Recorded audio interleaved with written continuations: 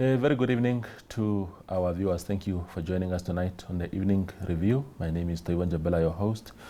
Tonight on the platform, we are joined by Nomvula Mokonyane. She is the first Secretary General of the African National Congress of South Africa. She's here, of course, to attend, or she was here to attend a series of events that happened with our inauguration of a new president, which also transcended later into the appointment of a new cabinet. And we are here to speak to Ms. Mokonyane just about the relations between the two countries, as well as between her party and the ruling party, Namibia-SWAPO.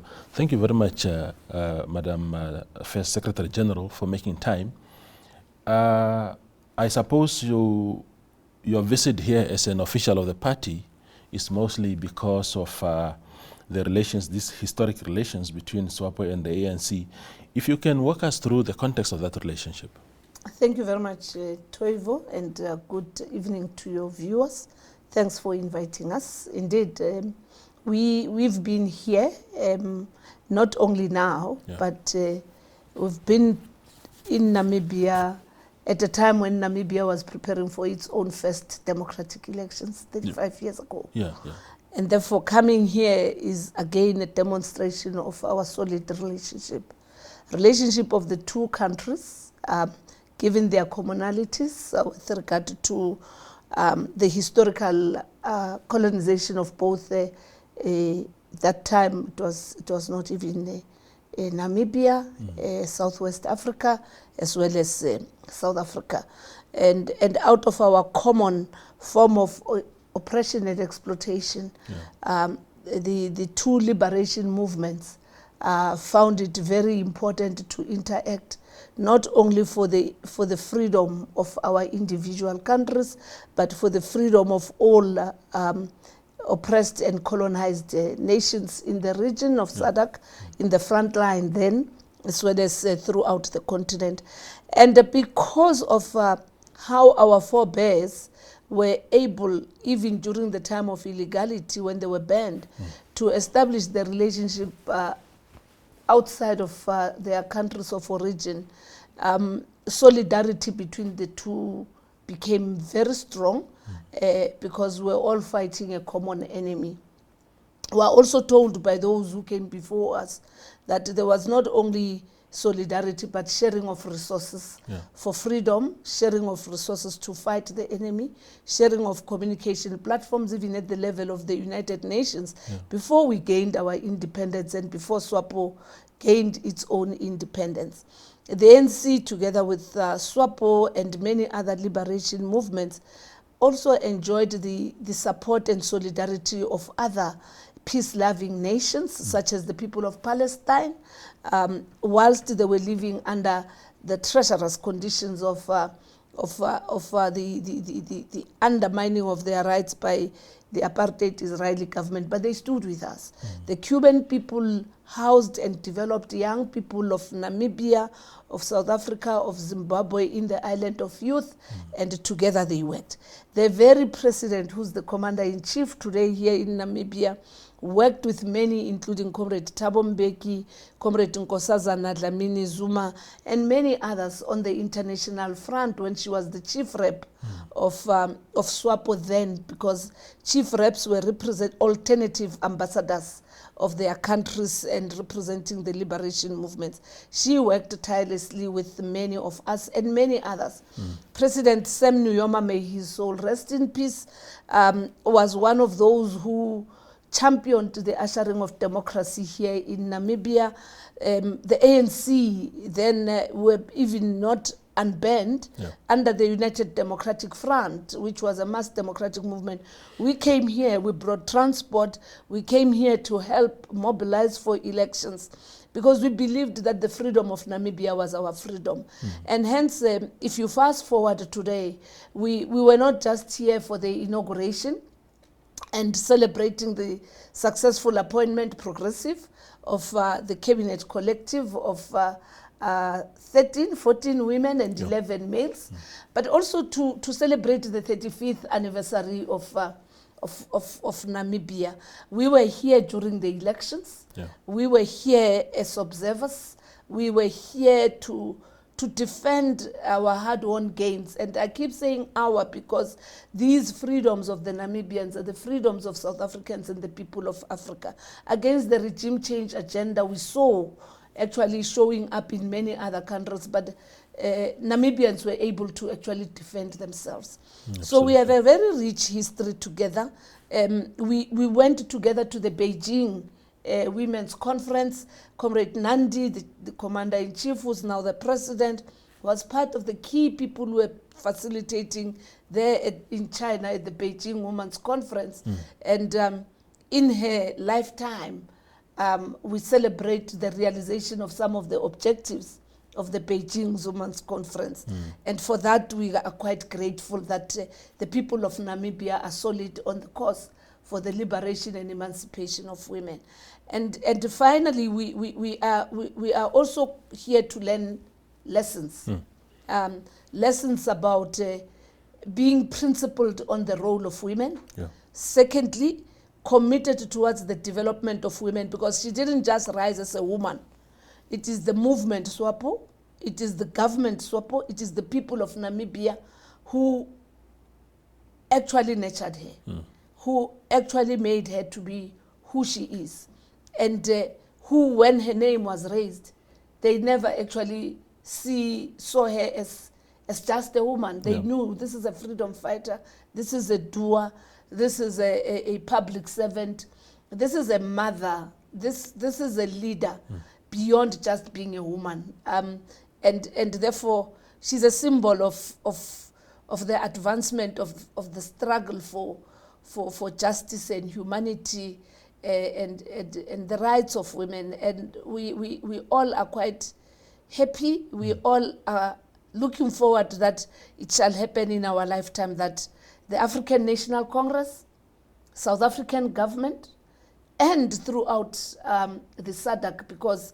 there shall be women who lead, because even in SADC, she's the first woman to be elected.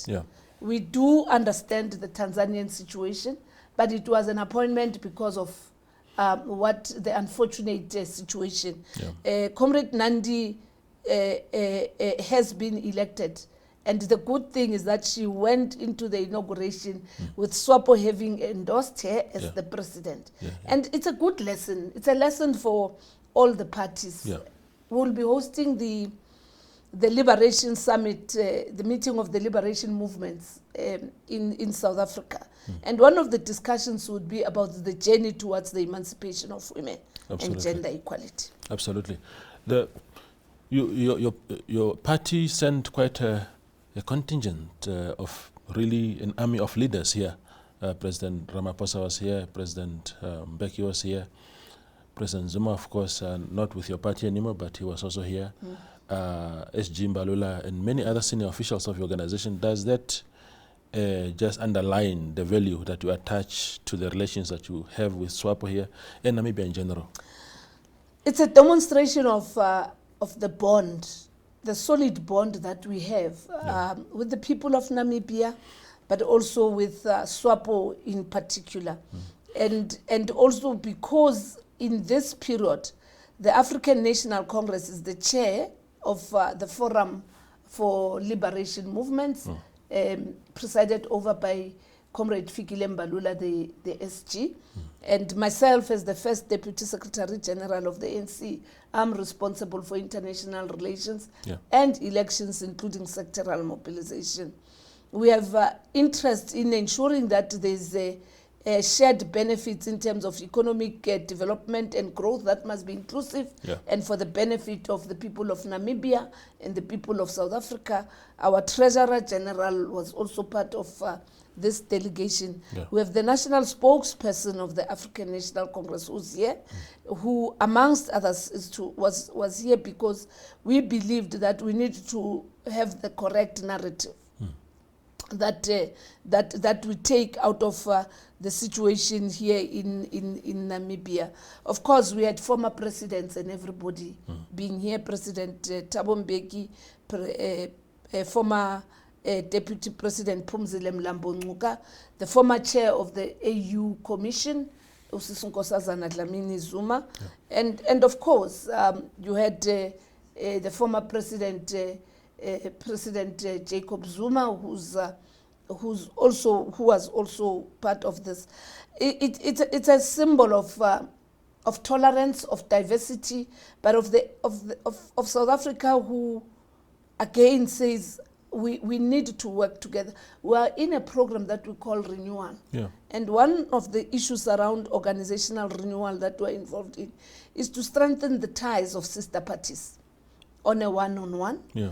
And it's to also show that where South Africa is involved internationally, like we'll be hosting the coming G20 summit, it must be seen through this, why we have said this is not a South Africa hosting the G20, but it's Africa. Yeah. And it starts with our sisters.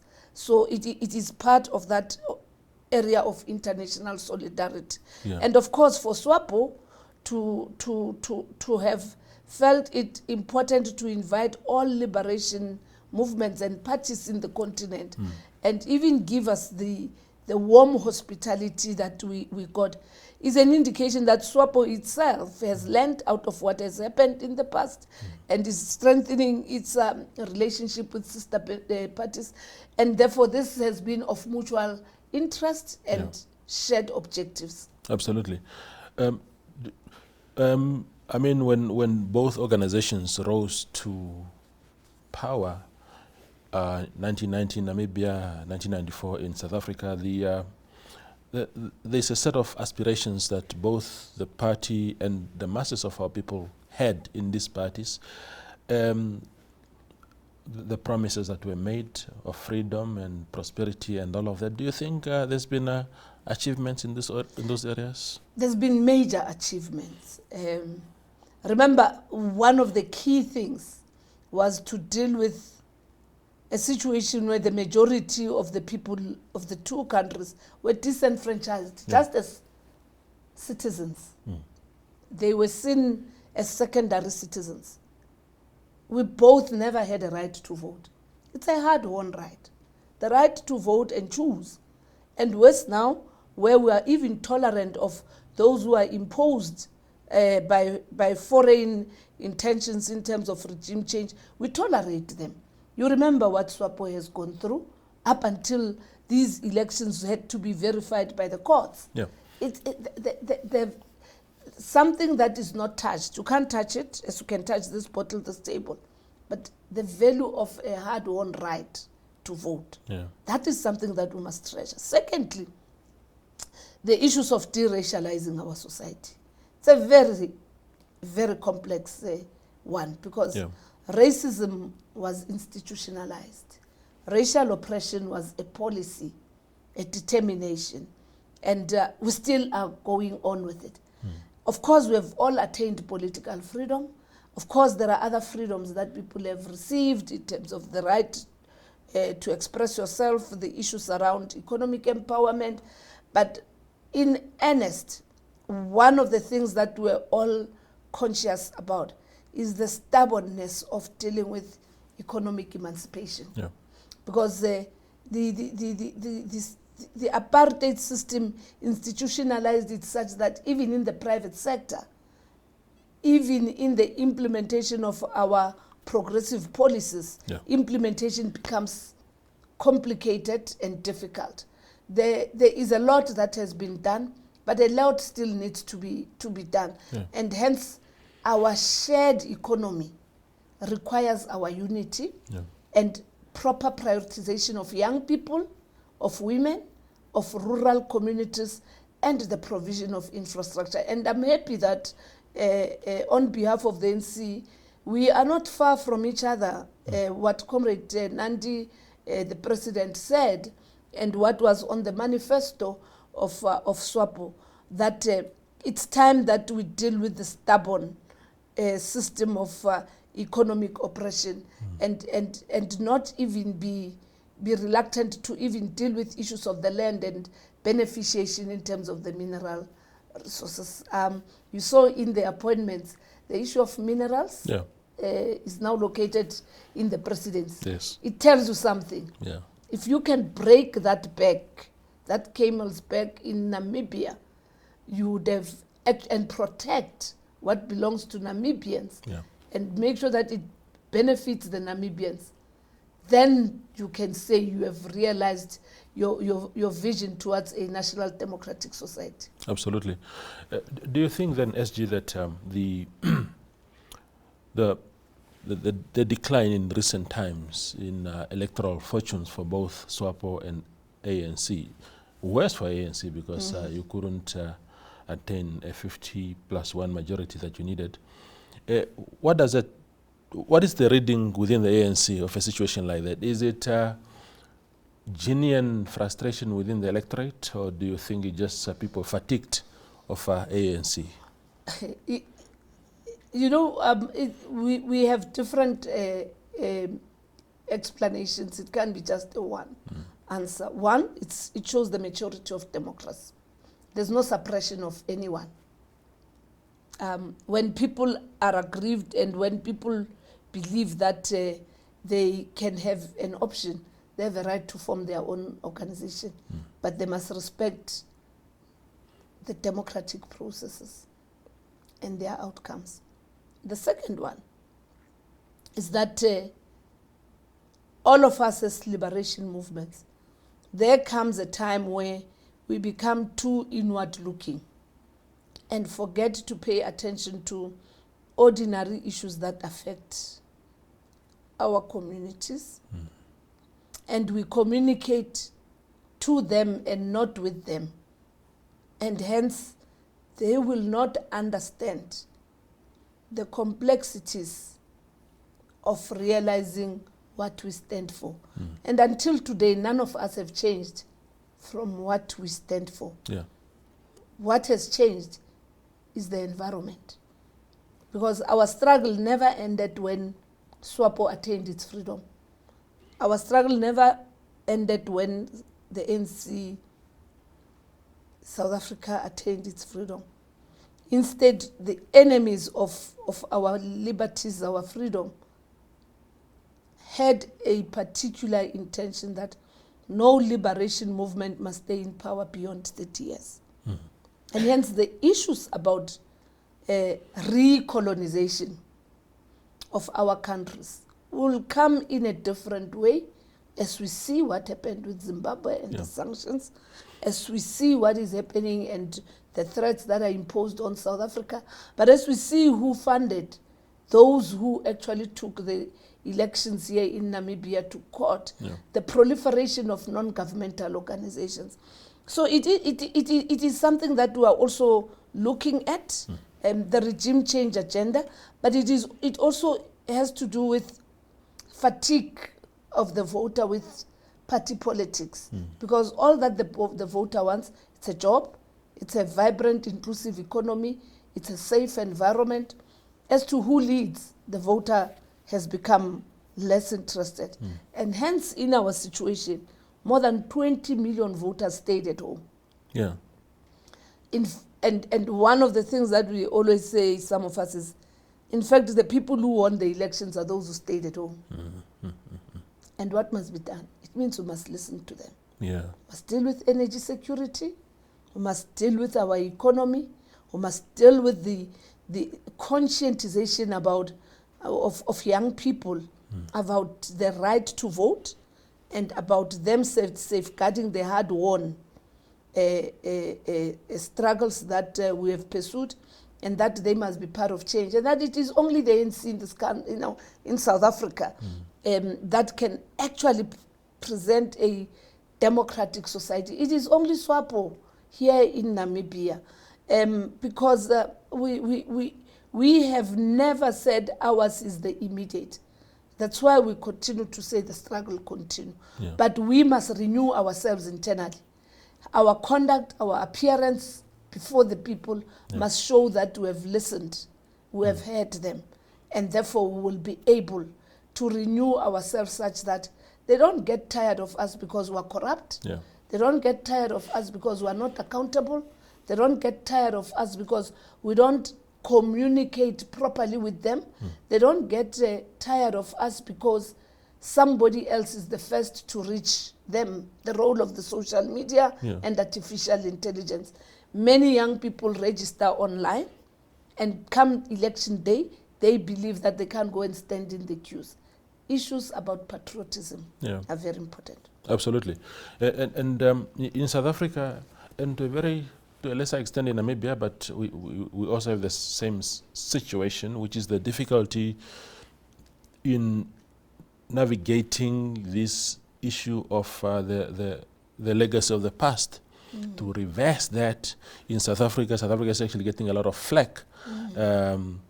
Very scary when I follow what is happening there, because if you say this is the legacy of apartheid and this is what we must do in order to reverse that, and then you get threatened with sanctions and you get aid cut and these kind of things, how do you move forward as a party? Do you get cowed into silence, or do you forge ahead with actually we are more convinced that we have the right to protect our right to self-determination, and we are vindicated that the struggle continues. Because if you don't deal with the issue of the land for a nation that was dispossessed, if you don't deal with issues of beneficiation for a nation and a continent that is rich, yet its face is that of poverty, is that of hunger, is that of a woman who's neglected and is a victim of wars. If you start touching those issues, you are dealing with the hornet's nest. We knew it was coming. We never thought that it would come in this form, because we believed that those who claim to be the founders of democracy will use democratic processes to engage. And that's what we want to protect. Protect the processes of diplomatic relations without sacrificing our national sovereignty. And the devil and the demon of racism that is beginning to rear its head in South Africa, supported by others in the world, also indicates that a lot still needs to be done. Because people have been comfortable, and because of misinformation, they become jittery. Because all that is happening, it's misinformation. The expropriation of land is something that has to happen for urban development, for rural development, for food security, so that we de-racialize Alexander Township and Sandton. They must not actually be a clear picture of black and white, rich and poor, apartheid and freedom.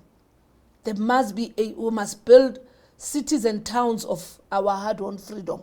And we must expropriate the land for that. We must expropriate those abandoned buildings in the CBD that are hijacked by illegal foreigners. We must expropriate so that then we are able to share the resources and the wealth of this country. We must expropriate because we want to make sure that water rights for farmers benefit not only the white farmers who are now creating catchments and boundaries for black farmers who are only now entering the space but can't have access to water, because the established white farmer in Cape Town, the established white farmer in the Free State, has actually the water use rights and has blocked water from the upper stream, and in the lower stream, black farmers who are beneficiaries of land restitution don't have access to water. If that makes us to be terrorists, that's a cause of a liberation movement. We mustn't be comfortable with being in power.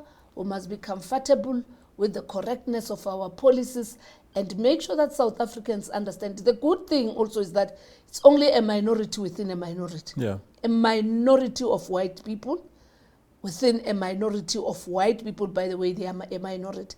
But we believe that South Africa belongs to all those who live in it. Absolutely. Black and white. Absolutely. The last question, Ms. Mokonyane, is really, time flies. It will just be a matter of time before it's 2029 again.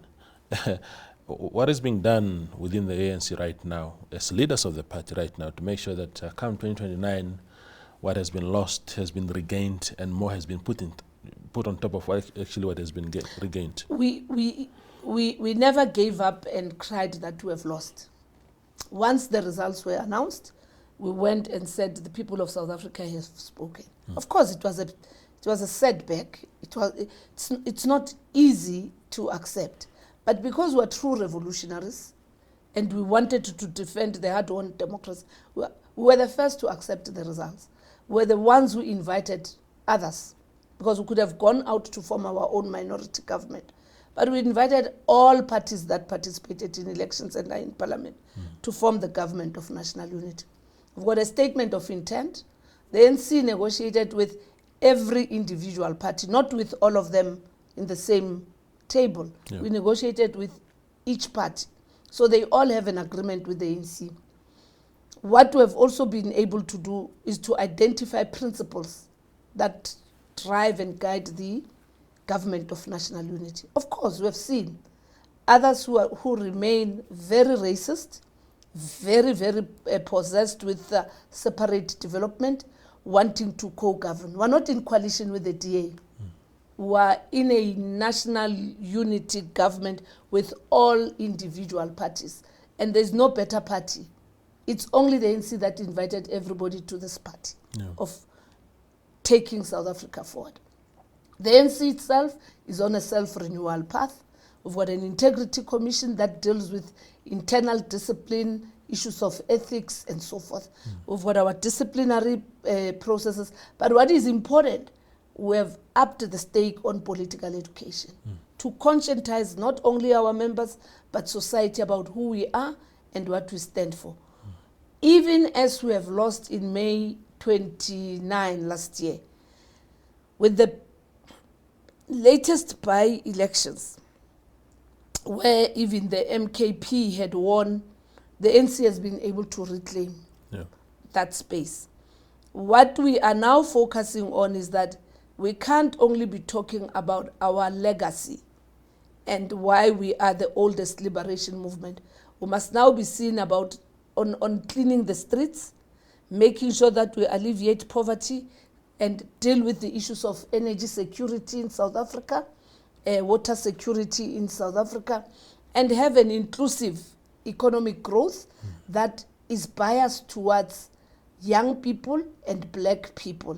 And finally, what we are also doing is to renew our cadre development programs so that people join the ANC to serve the people of South Africa, to become volunteers. And that's part of what we have learned here in Namibia. Some of the volunteers are people who are plowing back to SWAPO.